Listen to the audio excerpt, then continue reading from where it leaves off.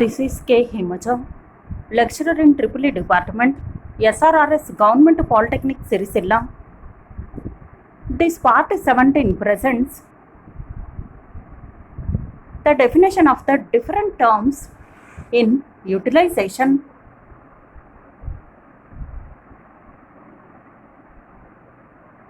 So, this part 17, what are the objectives are present means plane and solid angles, luminous flux, luminous intensity, lumen, candle power, illumination, mean horizontal candle power, mean spherical candle power, mean hemispherical candle power, reduction factor, lamp efficiency, reflection factor and beam factor. So in the last class we are covered the topics as the nature of light and its propagation. So here the nature of light means the study of illumination engineering is necessary not only to understand the principles of light control as applied to interior lighting design such as domestic and factory lighting,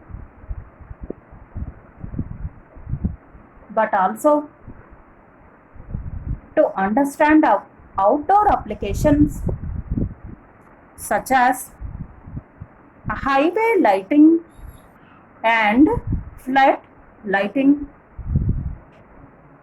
The best illumination is that produces no strain on the eyes. So the nature of the light means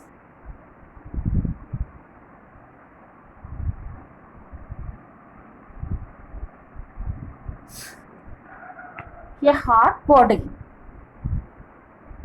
is about 500 to 800 degrees centigrade becomes a red hot, and about 2500 to 3000 degrees centigrade the body becomes a white hot.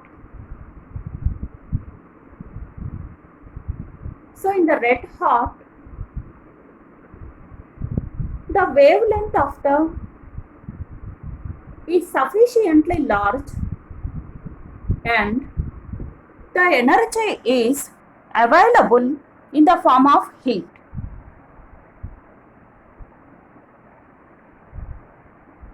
So the wavelength of the light varying from 4000 to 7500 angstrom unit. So the eye discriminates between different wavelengths in the range of sensation of the color.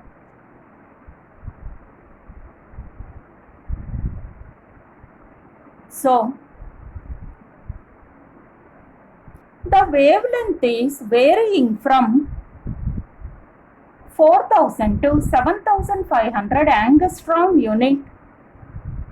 In the last class, figure 1 we are discussed. The 4000 is the violet color and 7000 is the red color. In between the colors will vary, and the 7500 is the infrared. So these colors are violet, blue, green, yellow, orange, red and infrared colors are present.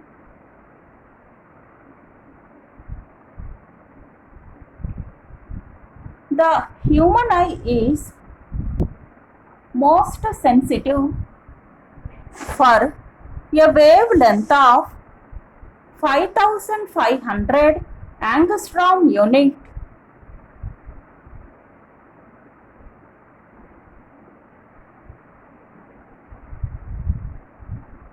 So the color is yellowish green color, 5500 angstrom unit. The color is yellowish green because 5000 is the green color, 6000 is the yellow color. The average of these two colors is the greenish yellow color.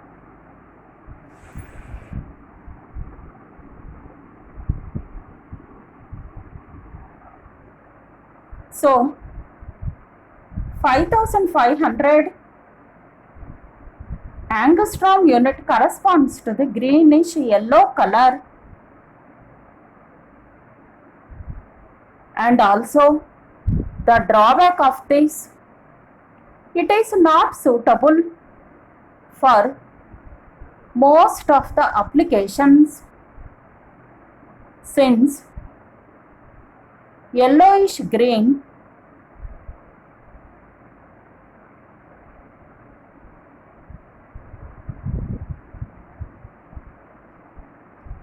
so the light, it is defined as a radiant energy from a hot body that produces the visual sensation upon the human eye,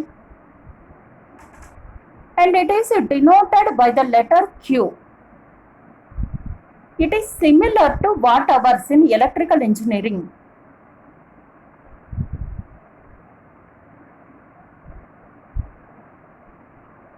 So the luminous flux next one is represented by the symbol phi and is measured in lumens.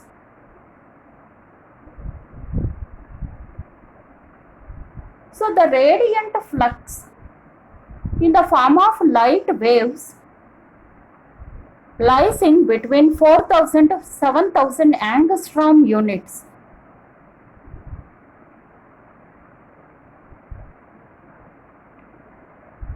So next, radiant efficiency is the energy radiated in the form of light by the total energy radiated by the body. The total energy radiated by the body, like our motor efficiency. In motor efficiency, motor output by input. Generator efficiency, generator output by input. Similarly, for radiant efficiency, the energy radiated in the form of light by total energy radiated by the body. Means, for example, take bulb. Only some of the flux are utilized, and remaining flux goes to the corners, edges, top. So these are the losses. In our motor generator, like copper losses, iron losses are present. Same in bulb also. Once the energy is radiated, some are wasted because these are goes to the corners, top side, ground. So like that. So the radiant efficiency is defined as the energy radiated in the form of light by total energy radiated by the body. Next one, plane angle. So it is the angle subtended at a point by two converging lines. Sorry, it is figure 4. So it is measured by the letter theta and usually measured in degrees or radians. Next one. Here two lines subtended at a plane by the two converging lines. Subtended at a plane by the two converging lines. So the standard equation is plane angle theta is equal to arc by radius. Here subtended by two converging lines, arc and radius. So the plane angle theta is equal to arc by radius, because plane angle is represented by the symbol theta.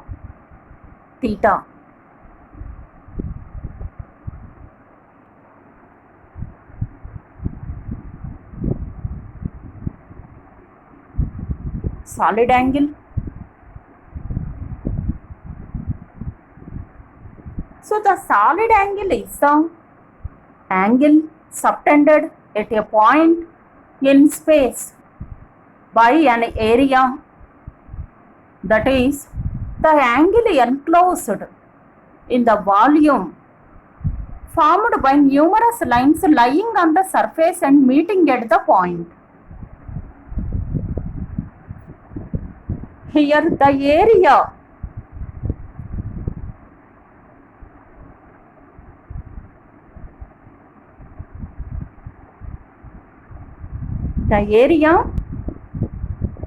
means the volume formed by numerous lines lying on the surface. Next, it is denoted by the symbol omega and is measured in steradian. Here, numerous lines lying on the surface. Numerous lines lying on the surface. For example, it is assumed surface. Means the number of lines are lying on the surface and meeting at the point. So it is denoted by the symbol omega and measured in steradian. By the symbol omega and measured in steradian. Here you see the solid angle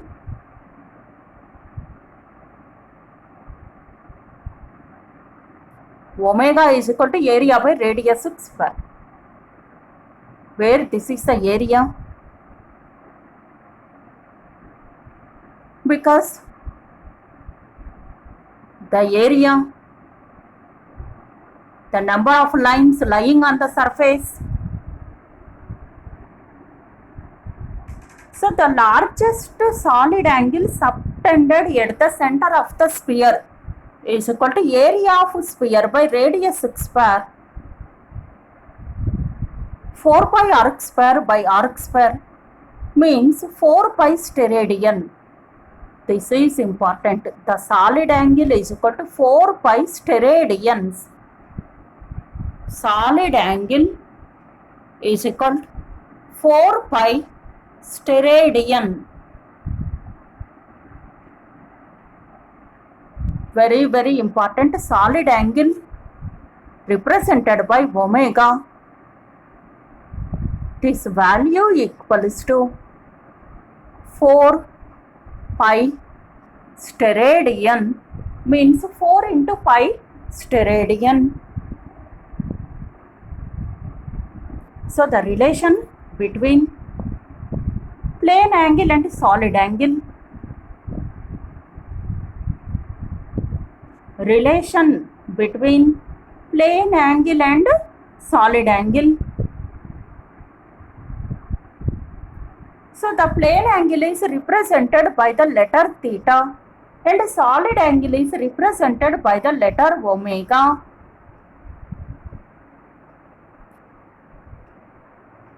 Now consider a surface of spherical segment ABC of height h and radius of the sphere r as shown in figure. The surface area of the curved surface of the spherical segment ABC is equal to 2 pi RH from the figure 6. Now, a height h, radius r, the surface area this one 2 pi r h. Plane angle means two lines are converging. Solid angle means here the number of lines lying on the surface.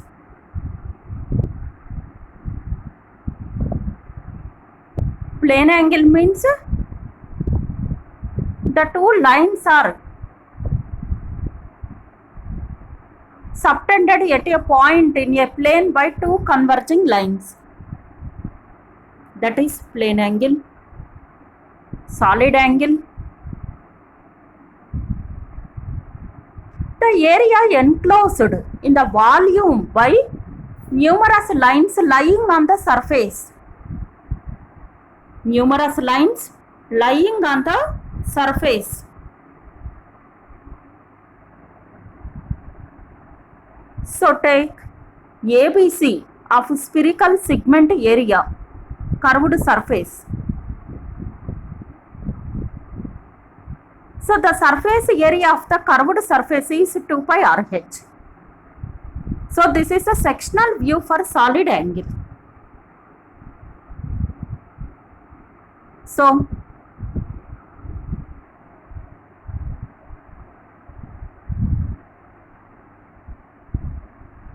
now H is equal to R minus R into cos theta by 2. R we take the common 1 minus cos theta by 2. Next to BD is equal to OB minus OD. Finally we got 2 pi into 1 minus cos theta by 2. This is the relation between plane angle and solid angle. Solid angle is represented by omega. Plane angle is represented by theta. So the relation between these two is 2 pi into 1 minus cos theta by 2.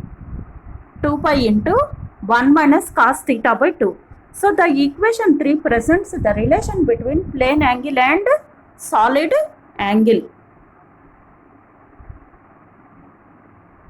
Now, in this curve graph, the y-axis shows the solid angle and the x-axis shows the plane angle. So for different plane angles 20, 40, 60 like that, the curve we got, the curve shows like this for different plane angles 20 degrees, 40 degrees. Because the relation is 2 pi into 1 minus cos theta by 2. Substitute in this equation. And finally we get the curve is like this. The curve is like this.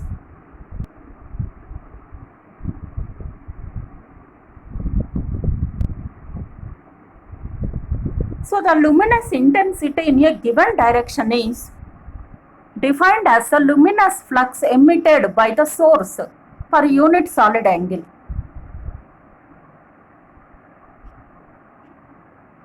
Now, the luminous flux emitted by the source per unit solid angle.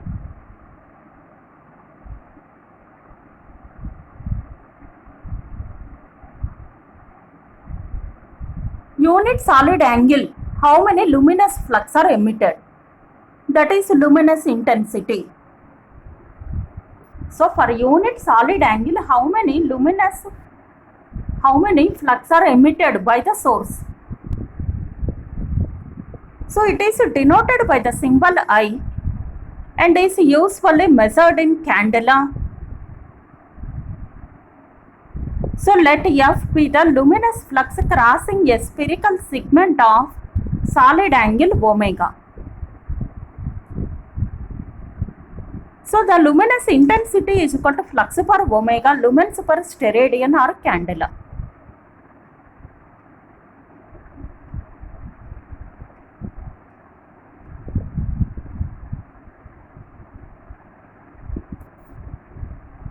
So this luminous intensity is represented by the letter I and units as candela or lumens per steradian. Because of flux means here units as lumen and omega is steradian. So the equation becomes phi by omega means lumens per steradian or candela.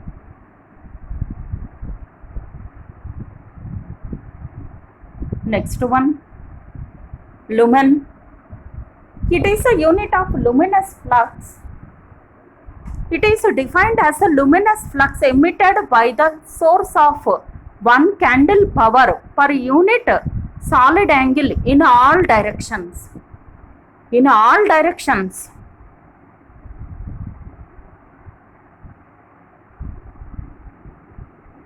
Lumen is equal to candle power of source into solid angle. So lumen is equal to candle power into omega. So the total flux emitted by a source of 1 candle power is 4 pi lumens. 4 pi lumens. This is important. 4 pi lumens. Next one, candle power.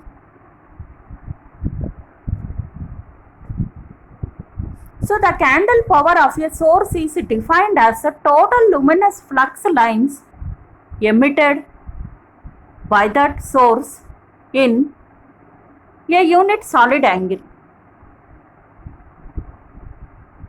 The total luminous flux lines emitted by that source in a unit solid angle. So candle power is equal to lumens per omega. Means lumen per steradian or candela. Next one, illumination. So it is defined as the luminous flux received by the surface per unit area. It is usually denoted by the symbol E and measured in lux or lumen per meter square.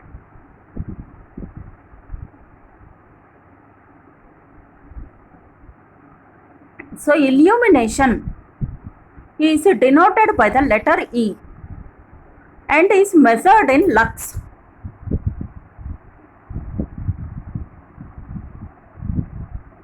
Denoted by the symbol E and measured in lux or lumens per meter square. Denoted by the symbol E, measured in lux or lumens per meter square. The equation is luminous flux per area. Means flux per area means candle power into omega by area, because intensity is equal to flux per solid angle. Then phi is equal to omega into I.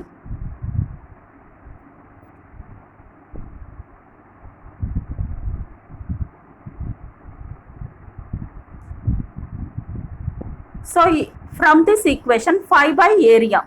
So candle power into omega by A. That is illumination. Finally, illumination is lux units denoted by the letter E. Next one, lux or meter candle.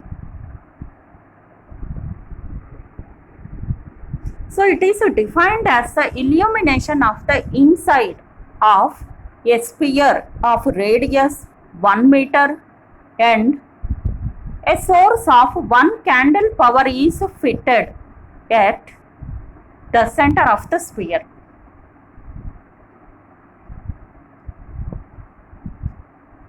Radius 1 meter, candle power 1 candle power is fitted at the center of the sphere.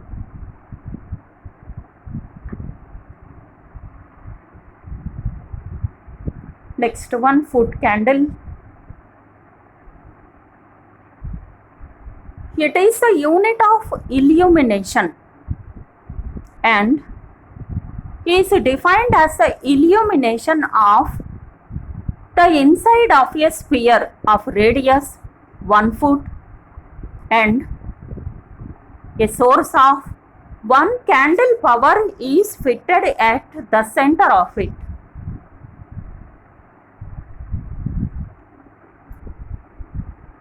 So we know that 1 lux is equal to 1 foot candle, means 1 lumen per meter square, FT square. So 1 foot candle is equal to lumen per 1 by 3.28 whole square, means 10.76 lux or meter candle. Now 1 foot candle is equal to 10.76 lux. This is important. 1 foot candle is equal to 10.76 lux. 10.76. 1 foot candle is equal to 10.76 lux.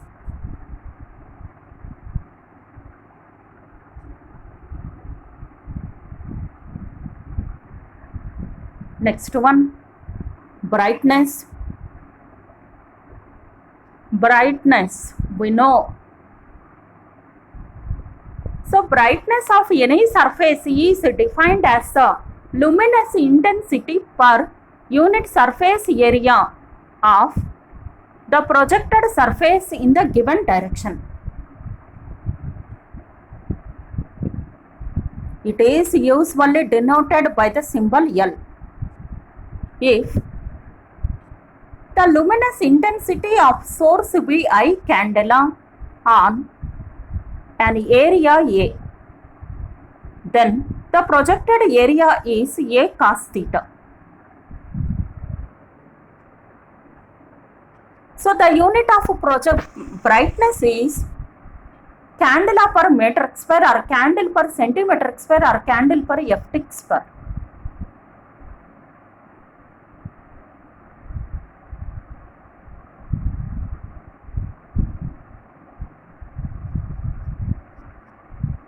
So the brightness L is equal to I by A cos theta.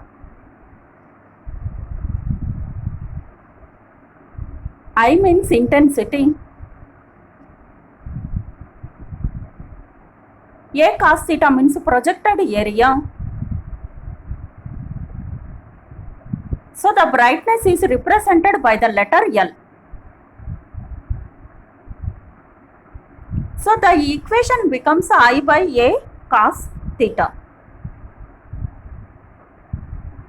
So next one, the relation between I, E and L.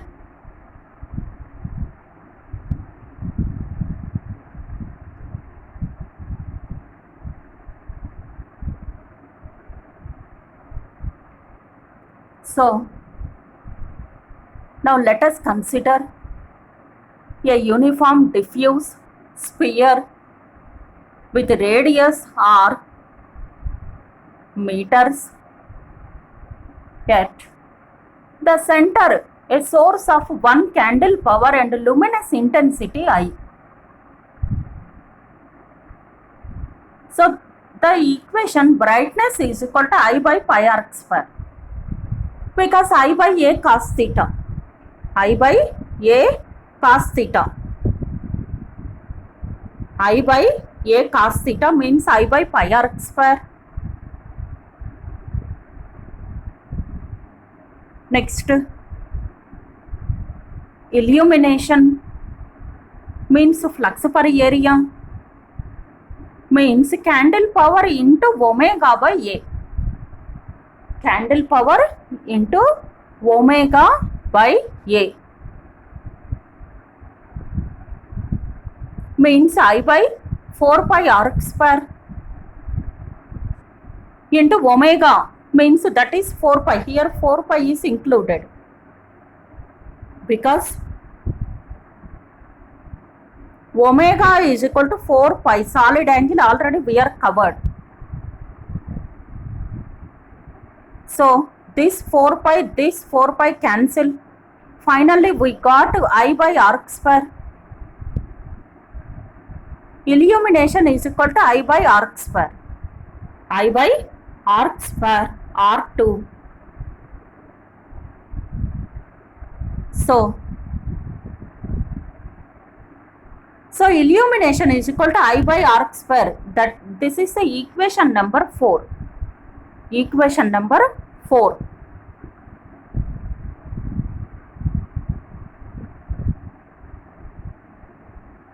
Next one. Mean horizontal candle power represented by the MHCP, abbreviated as here. This is MHCP means mean horizontal candle power.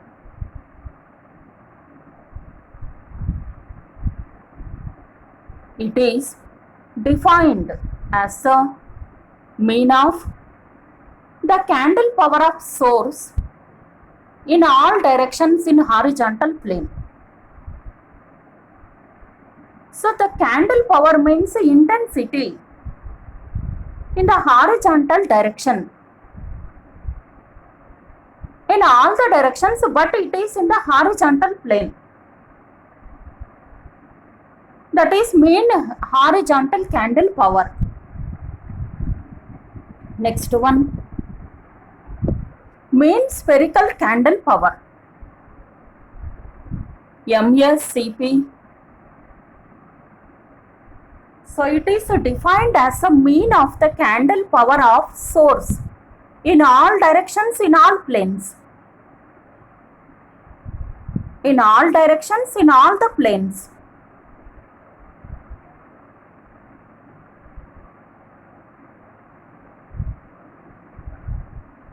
That is mean spherical candle power.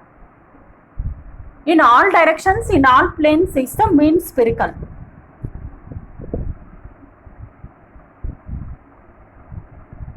Horizontal candle power means in horizontal plane. Spherical means in all directions. Next one, mean hemispherical candle power. Now, it is defined as a mean of the candle power of source in all directions above or below the horizontal plane. Above or below the horizontal plane. Here, total 3 things. Mean horizontal candle power, mean spherical candle power, that is MSCP. Mean hemispherical candle power, MHSCP. In mean horizontal candle power, it covers the direction in the horizontal plane. In MSCP, the candle power of source in all directions in all planes. In mean hemispherical candle power, in all directions above or below the horizontal plane.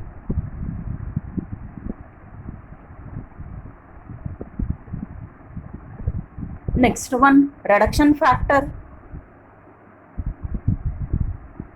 The reduction factor of the source of light is defined as a ratio of its mean spherical candle power to mean horizontal candle power. Reduction factor means ratio of MSCP to MHSCP. It is very important for ESET exams as well as government jobs.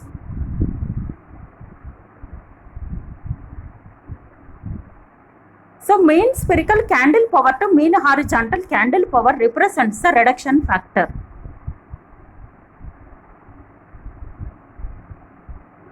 Next one, lamp efficiency it is defined as the ratio of the total luminous flux emitting from the source to its electrical power input in watts.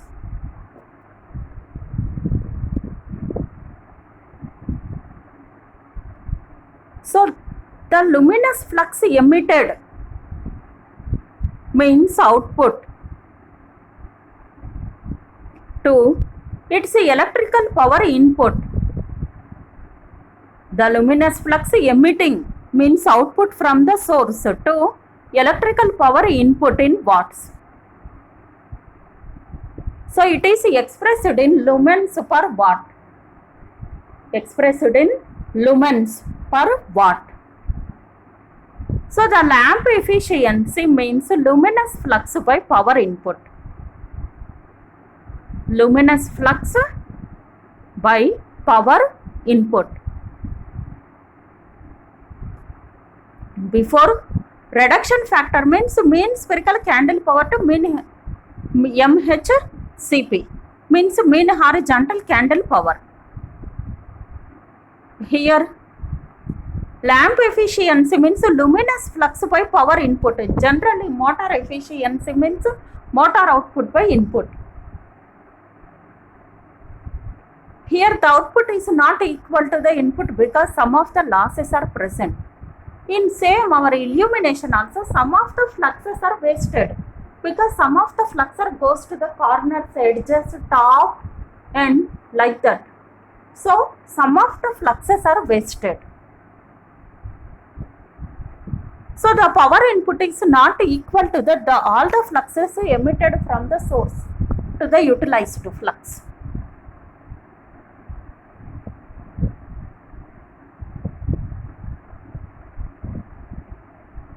Next one, the specific consumption.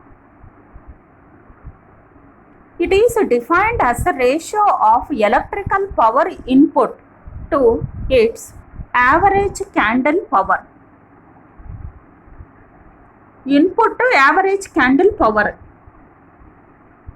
In the numerator, electrical power input is present and the denominator candle power intensity is present. Next one, space to height ratio. Space to height ratio. It is defined as the ratio of a horizontal distance. Horizontal distance.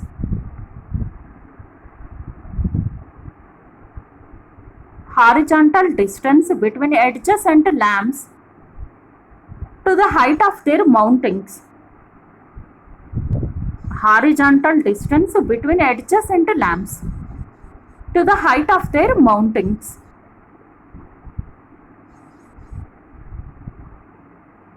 So this is very important for doing the problems. So we can expect one question from this space to height ratio. Next classes I will cover the problems. Next class. Next part PPT 18 presents the part 18 presents the problems on illumination.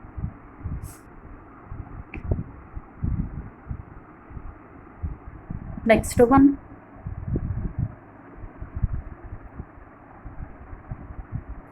Coefficient of utilization or utilization factor.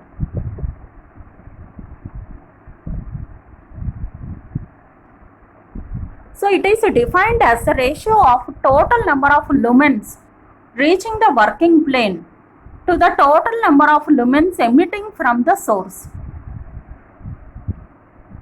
Utilization factor. So the total lumens reaching the working plane to the total lumens emitting from the source. These are not always equal because some of the lumens are goes to the corners. Already I discussed edges, tops, ground level. So whatever the flux emitting from the source are not utilized fully because some of the lumens are wasted. So this is a utilization factor term. The total lumens reaching the working plane by total lumens emitting from the source. Next one, maintenance factor. It is defined as a ratio of illumination under normal working conditions to the illumination when everything is clean.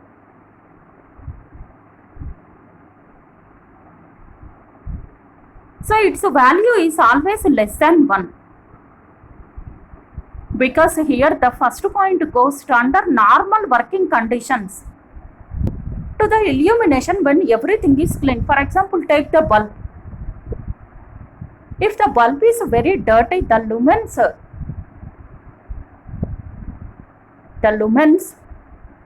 from the bulb is very less. If it is very clean, the flux emitted from this bulb is very high. So the ratio high by low means definitely low. So the value is less than 1 and it will be around 0.8. This is due to the accumulation of dust, dirt and smoke on the lamps that emit less light than that they emit when they are so clean. So always we have to regularly clean the bulbs to produce more lumens. Frequent cleaning of lamp will improve the maintenance factor. So we are cleaning the bulbs regularly. The maintenance factor will improve. So it is defined as the ratio of illumination under normal working condition to illumination under everything is clean. Definitely if the bulb is very clean, the illumination is very, very good.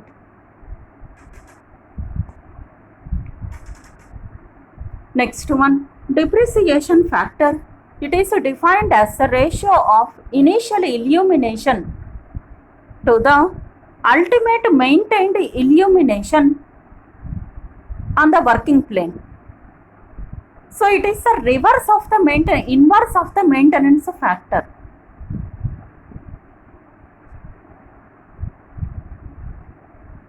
So depreciation factor equals to 1 by maintenance factor. So here maintenance factor is, we are in the last PPT, last slide. Maintenance factor is less than 1. So depreciation factor is inverse of this maintenance factor. So its value is more than 1. Next one, waste light factor. So when a surface is illuminated by several numbers of the sources of light, there is certain amount of wastage due to overlapping of light waves. The wastage of light is taken into account depending upon the type of area to be illuminated.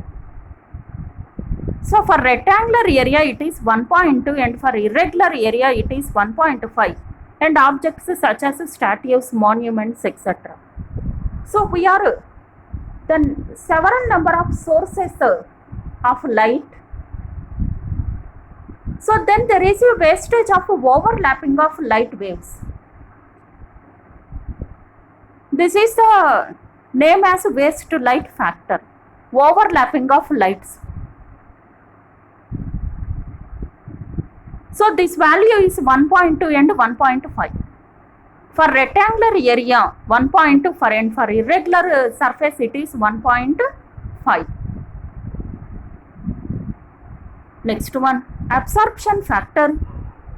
So normally when the atmosphere is full of smoke and fumes, there is a possibility of absorption of light.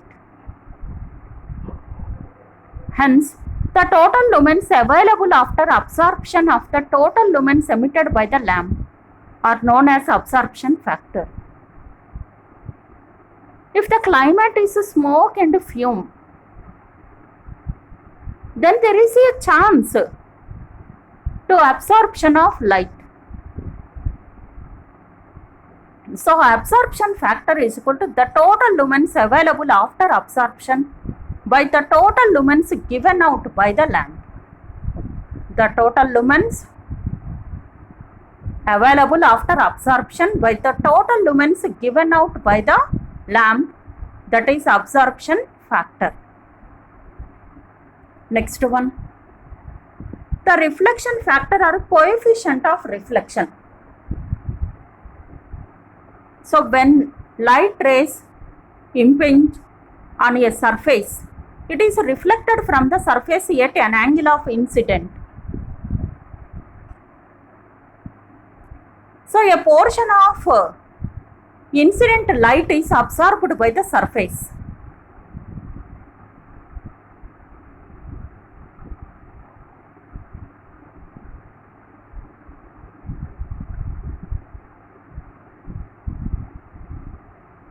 So the ratio of luminous flux leaving the surface to the luminous flux incident on it's known as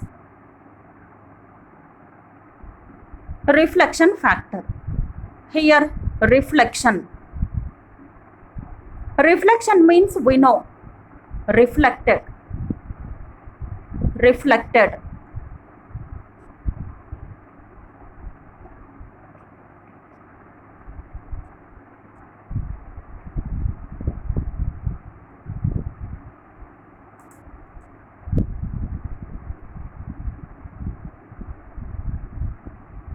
So the light rays impinge on the surface.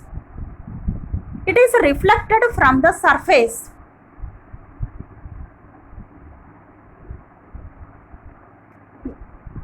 So from the surface it is reflected with some angle.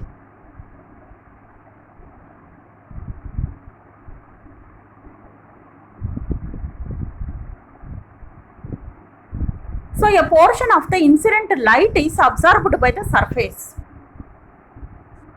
The ratio of luminous flux leaving the surface to the luminous flux incident on it is known as reflection factor. So for example here, normal, this is normal,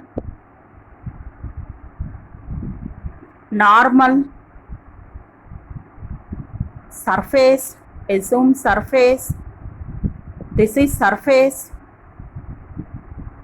Now some incident ray, this is incident ray theta, this is normal, and this is reflected ray theta. Normal, incident and reflected ray.